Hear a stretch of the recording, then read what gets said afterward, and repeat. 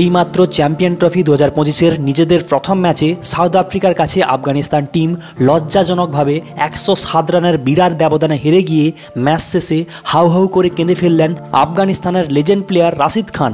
এইভাবে লজ্জাজনকভাবে ম্যাচ হেরে তো ম্যাচ শেষে হাউ হাউ করে কেঁদে ফেলে ভারতীয় টিমকে নিয়ে বিরাট কথা বলল, যেটা শুনে সবাই অবাক। তার পাশাপাশি এইভাবে আফগানিস্তান টিম সাউথ আফ্রিকার কাছে 107 রানের বিরাট ব্যবধানে হেরে যাওয়ায় চ্যাম্পিয়ন্স ট্রফি 2025-এর পয়েন্ট টেবিলসে ঘটে গেল বিরাট সমস্ত বদল। তাই তুমি যদি এই সদ্য শেষ হওয়া সাউথ আফ্রিকা বনাম আফগানিস্তান ম্যাচের ফাটাফাটি হাইলাইটস দেখতে চাও এবং ম্যাচ শেষে হাউ হাউ করে কেঁদে ফেলে রাশিদ খান ভারতীয় টিমকে নিয়ে কি বড় কথা বললো সেটা শুনতে চাও এবং ম্যাচ শেষে চ্যাম্পিয়ন্স ট্রফি 2025-এর পয়েন্ট টেবিলসে কী সব বড় পরিবর্তন ঘটলো সেটা দেখতে চাও, তাহলে অবশ্যই দেখো পুরো ভিডিও।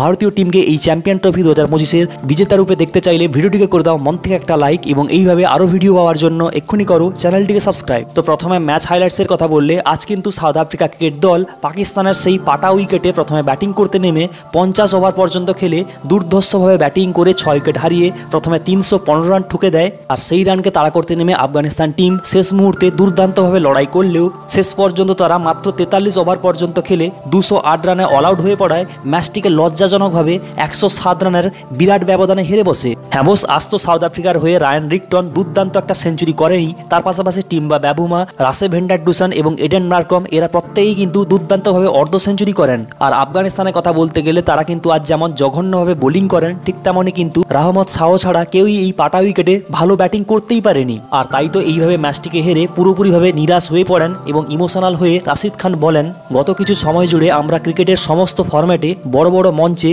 বড় প্রতিপক্ষের বিরুদ্ধে লড়াই করে ভালো প্রদর্শন দিতে পারলেও আজ আমরা এই ম্যাচে যেমন প্রথমে ভালো বোলিং করে সাউথ আফ্রিকাকে কম রানে আটকাতে পারিনি, ঠিক তেমনই আমরা রান চেজ করতে নেমে শেষের দিকে আমাদের ব্যাটসম্যানরা লড়াই করলেও আমাদের টপ অর্ডার ডিপার্টমেন্ট কিন্তু আজকে একেবারেই ব্যর্থ ছিল। তবে ভারত, অস্ট্রেলিয়া, নিউজিল্যান্ডের মতো বড় বড় চ্যাম্পিয়ন টিমেদের সাথে এই প্রথমবার চ্যাম্পিয়ন ট্রফির মতো বড় মঞ্চে খেলতে পেরে আমাদের আজ ভালো লাগছে।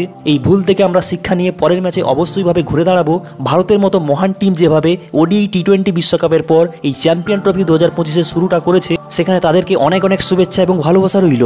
আর এইভাবে সাউথ আফ্রিকা দল আফগানিস্তানকে দুর্দান্তভাবে 107 রানে উড়িয়ে দেওয়ায় তো এই চ্যাম্পিয়ন ট্রফি 2025-এর গ্রুপ বির পয়েন্ট টেবিলসে তারা 1 নম্বরে উঠে যায় 2 পয়েন্ট এবং প্লাস 2.14 নেট রান রেট নিয়ে। সেখানে আফগানিস্তান কিন্তু এইভাবে লজ্জাজনকভাবে ম্যাচটিকে হেরে মূল্যবান 2 পয়েন্ট হারানোর পাশাপাশি তাদের নেট রান রেটটাকে করে ফেলে -2.14।